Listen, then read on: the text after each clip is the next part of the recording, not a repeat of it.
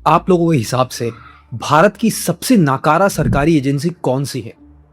जवाब मैं आपको बताता हूं, लेकिन पहले ये देखिए। एनईईटी कैंसिल, सीयूईटी में technical glitch, CBSE marking disaster, SSC में ओवरक्राउडिंग रैकेट। एक साल में 4 एग्जाम्स, 1 करोड़ बच्चे और हर बार एक ही जवाब। जांच होगी, कमिटी बनेगी, सख्त कार्यवाही होगी। और इस पूरी तमाशे के बीच में क्या हुआ? एनईईटी का री एग्जाम 21 जून को रखा गया और क्वेश्चन पेपर्स को सेफली ट्रांसपोर्ट करने के लिए इंडियन एयरफोर्स के एयरक्राफ्ट बुक किए। सोचो जरा, भारतीय वायुसेना एक एग्जाम के लिए, क्योंकि ट्रक पर भरोसा नहीं रहा है। ये है एनटीए, यानी कि नेशनल टेस्टिंग एजेंसी का असली चेहरा। एनटीए को 2017 में एक बड़े वादे के साथ बनाया गया था, एक ऐसा सिस्टम जो पारदर्शी हो, वैज्ञानिक हो, जहां धांधली की कोई गुंजाइश ना हो, करोड़ों छात्रों को बराबरी का मौका। आज 7 साल के बाद वो वादा धूल में मिल चुका है। 2021 में जेडब्ल्यू मेंस में धांधली, उसी साल एनईईटी में सॉल्वर गैंग, 2022 में सीयूईटी का पहला ही फेज टेक्निकल गड़बड़ियों में डूब गया। 2024 में 24 लाख छात्रों का एनईईटी पेपर लीक, उसके 45 दिन के बाद UGC NEET cancel. Dark net पर पेपर बिक रहा था, 11 लाख से ज्यादा छात्र एक झटके में बाहर। 2026 में फिर से एनईईटी स्कैम, फिर लीक, फिर सीबीआई। ये सिर्फ गलतियां नहीं है, ये एक पैटर्न है और इस पैटर्न के पीछे कुछ चेहरे हैं जिन्हें आपको जानना चाहिए। 2024 में एनईईटी पेपर लीक का मामला सामने आया। एनटीए के तत्कालीन डायरेक्टर जनरल थे सुबोध कुमार सिंह।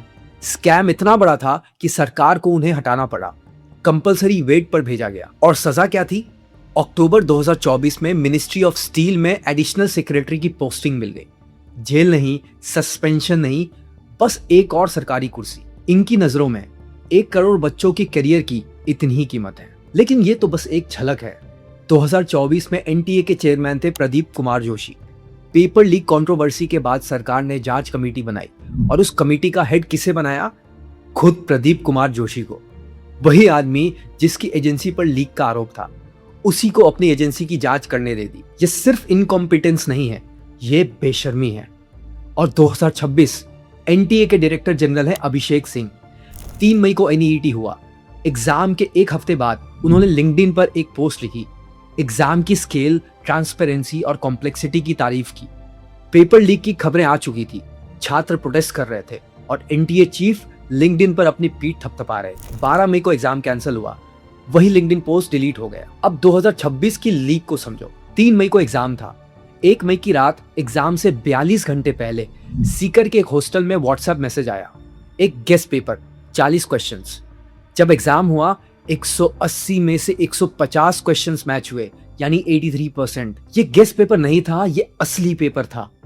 ट्रेल गई नासिक से, एक हाई डेफिनेशन स्कैनर, एक शैडो सर्वर, पेपर हाथ से लिखा, स्कैन करके पीडीएफ बनाया, एनक्रिप्टेड एप्स पर सर्कुलेट किया। एक एमबीबीएस स्टूडेंट चूरू केरला में पढ़ता था, उसने 1 मई को ये क्वेश्चन बैंक अपने सीकर के दोस्त को भेजा।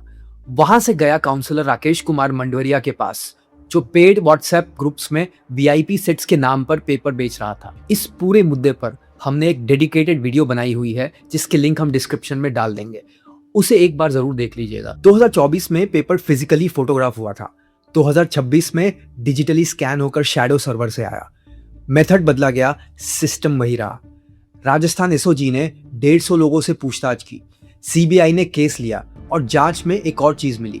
जयपुर के जमुआ रामगढ़ की बीवाल फैमिली, जिनके 5 मेंबर्स ने 2025 में एनईईटी क्लियर करके गवर्नमेंट मेडिकल कॉलेजेस में एडमिशन लिया था। मांगीलाल, दिनेश और विकास बीवाल अब सीबीआई की गिरफ्त में है।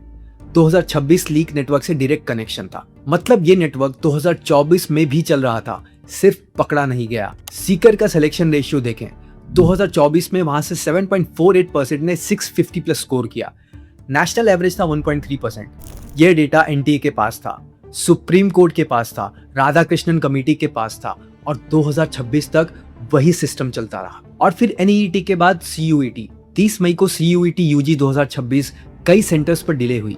एनटीए ने ब्लेम किया टेक्नोलॉजी पार्टनर टीसीएस को। टीसीएस यानी टाटा कंसल्टेंसी सर्विसेज, देश की सबसे बड़ी आईटी कंपनी, और एनटीए उससे भी मैनेज नहीं कर पाई। एसएससी जीडी एग्जाम में एक सेंटर की कैपेसिटी थी 399, दूसरी शिफ्ट में 800 से ज्यादा स्टूडेंट्स को एडमिट कार्ड्स इशू हो गए। ओवरक्राउडिंग हुई, प्रोटेस्ट हुए और एग्जाम्स रीशेड्यूल करना पड़ा। सीबीएसई की क्लास 12 मार्किंग में ऑन स्क्रीन सिस्टम्स ने हजारों स्टूडेंट्स के ग्रेड्स बर्बाद कर दिए। एक साल में एक एजेंसी के अंदर 4 अलग अलग एग्जाम्स, 4 अलग अलग तरीके से फेल, और ऊपर से बैठे लोग वो लिंक्डइन पोस्ट लिख रहे हैं। अब वो सवाल जो सबसे जरूरी है, इस पूरे केओस से फायदा किसको हो रहा है? एनटीए के पास अपना कोई बड़ा इंफ्रास्ट्रक्चर नहीं है।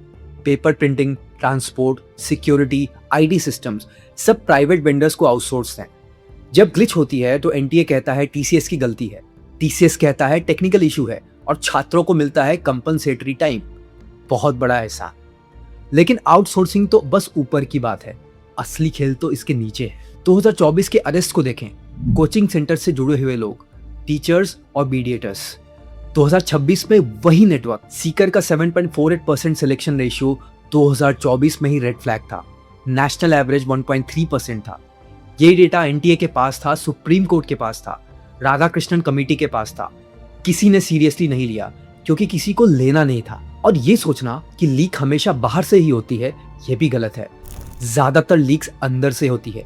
पेपर प्रिंटिंग का कर्मचारी, ट्रांसपोर्ट कंपनी का ड्राइवर, एग्जाम सेंटर का मालिक, जब रखवाले ही भक्षक बन जाए तो एयरफोर्स का एयरक्राफ्ट भेजने से क्या होने वाला है? ये पूरा सिस्टम इसी केओस पर चलता है। सिस्टम में जितना अविश्वास बढ़ेगा, छात्र उतने ही शॉर्टकट्स की ओर भागेंगे और उतना ही इस पूरे नेटवर्क का धंधा फैलेगा। इस बड़ी लीक के बाद एक नया लॉ आता है। फरवरी 2024 में पब्लिक एग्जामिनेशंस एक्ट लागू हुआ। 10 साल की जेल, 1 करोड़ तक जुर्माना। सुनने में टफ लगता है, लेकिन इस लॉ के 4 महीने बाद ही एनईईटी और एनईटी दोनों में बड़ी धांधली पकड़ी गई। और जो लोग 2024 की फेलियर के जिम्मेवार थे, सुबोध कुमार सिंह आज मिनिस्टर ऑफ स्टील में बैठे हैं। प्रदीप कुमार जोशी अभी भी कुर्सी पर हैं। अभिषेक सिंह की लिंक्डइन पोस्ट जरूर डिलीट हो गई है, बाकी सब वैसे का वैसा ही है। जब फेलियर की कोई कीमत नहीं चुकानी पड़ती तो सिस्टम क्यों बदलेगा? तो सवाल ये नहीं है कि अगला पेपर लीक कब होगा। सवाल ये है, जब 2024 का ब्लूप्रिंट सबकी आंखों के सामने था तो 2026 तक किसी ने उसे सीरियसली क्यों नहीं लिया? इसका जवाब शायद वहां है जहां प्रिंटिंग कॉन्ट्रैक्ट्स मिलते हैं, जहां पेपर ट्रांसपोर्ट के टेंडर्स निकलते हैं, जहां कोचिंग माफिया का पैसा जाता है। और आप खुद बताएं, क्या एनटीए को रिफॉर्म करना काफी है या इसे बंद करके नए सिरे से शुरू करना चाहिए?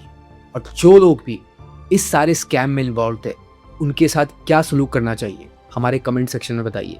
जल्दी मिलेंगे अगले वीडियो के साथ, तब तक के लिए पीस आउट।